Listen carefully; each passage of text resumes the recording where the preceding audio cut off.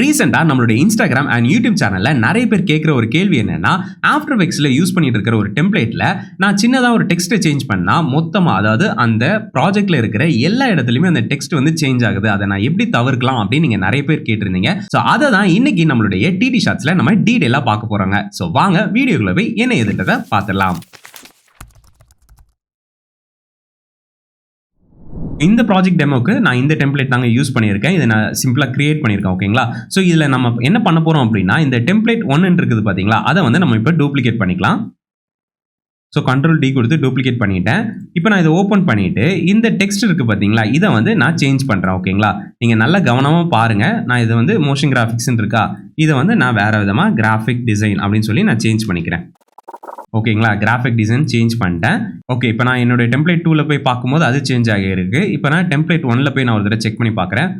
இங்கே பாருங்களேன், இங்கேயும் சேஞ்ச் ஆகிருச்சு. ஸோ இந்த ப்ராப்ளமை தான் நீங்கள் எல்லாருமே ஃபேஸ் பண்ணிட்டு இருக்கீங்க. கரெக்ட்டுங்களா? ஸோ அதை ஈஸியாக நம்ம சரி பண்ணிடலாம். பொதுவாக நம்ம பண்ணுற தப்பு என்னன்னு பார்த்தீங்கன்னா, இந்த டெம்ப்ளேட் 1 இருக்கு பார்த்தீங்களா, அதாவது இந்த மெயினான டெம்ப்ளேட் கம்போசிஷனை மட்டும் நம்ம டூப்ளிகேட் பண்ணிக்கிட்டோம். ஆனால் அதில் இருக்கிற கம்போசிஷனை நம்ம டூப்ளிகேட் பண்ணல. கரெக்ட்டுங்களா? ஸோ அதனால தான் அது என்ன ஆகுதுன்னா, இந்த டெக்ஸ்ட் அப்படின்னு இருக்கிறது வந்து 2 இடத்துலையுமே லிங்க் ஆயிருக்கு. ஸோ இதை நம்ம இந்த லிங்கை பிரேக் பண்ணுறதுக்காக என்ன பண்ணலாம் அப்படின்னா, இந்த டெக்ஸ்ட் இருக்கு பார்த்தீங்களா, அதையும் நம்ம டூப்ளிகேட் பண்ணிக்கலாம். உங்களுக்கு கொஞ்சம் கன்ஃபியூஷனாக இருக்கிற மாதிரி இருக்கும்.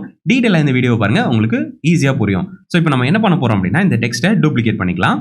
ஸோ Ctrl D கொடுத்துக்கோங்க. இப்போ பார்த்தீங்கன்னா டெக்ஸ்ட் அண்ட் டெக்ஸ்ட் 2ன்னு வந்துருச்சு.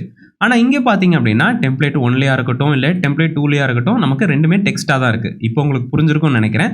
ரெண்டுமே இதில் தான் லிங்க்டாக இருக்குது. ஸோ இதை எப்படி நம்ம ரீப்ளேஸ் பண்ணுறது, அதாவது எனக்கு இதில் இருக்கிற அனிமேஷன் எஃபெக்ட் எதுவுமே மாறக்கூடாது, அப்படியே நான் ரீப்ளேஸ் பண்ணணும் அதே பொசிஷனில் அப்படின்னு கேட்டிங்கன்னா ரொம்ப சிம்பிள் தாங்க.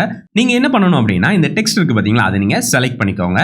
செலக்ட் பண்ணிட்டு இந்த ப்ராஜெக்ட் பேனலில் வந்துட்டு இந்த டெக்ஸ்ட் 2 இருக்கு பார்த்தீங்களா, அதையும் நீங்கள் செலக்ட் பண்ணிக்கோங்க. இப்போ நீங்கள் என்ன பண்ணணும்னா, ஜஸ்ட் அப்படியே ட்ராக் பண்ணி இங்கே ட்ராப் பண்ணிடக்கூடாது.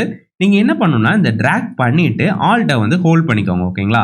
ஆல்ட்டை ஹோல்ட் பண்ணி ஸோ இந்த டெக்ஸ்ட்டுக்கு மேலே நீங்கள் பிளேஸ் பண்ணிவிட்டு அப்படியே ரிலீஸ் பண்ணிடுங்க. ஓகேங்களா? இப்போ பாருங்கள், டெக்ஸ்ட் 2ன்னு அது வந்து சேஞ்ச் ஆகிருச்சு. ஓகேங்களா? இப்போ நீங்கள் டெம்ப்ளேட் 1ல பார்த்தீங்கன்னா டெக்ஸ்ட்ன்னு இருக்கும், டெம்ப்ளேட் 2ல பார்த்தீங்கன்னா டெக்ஸ்ட் 2ன்னு இருக்கும். ஓகேங்களா? இப்போ டெக்ஸ்ட் 2க்குள்ளே போயிட்டு நம்ம இங்கே மறுபடியும் மோஷன் கிராஃபிக்ஸ்னு மாற்றிக்கலாம்.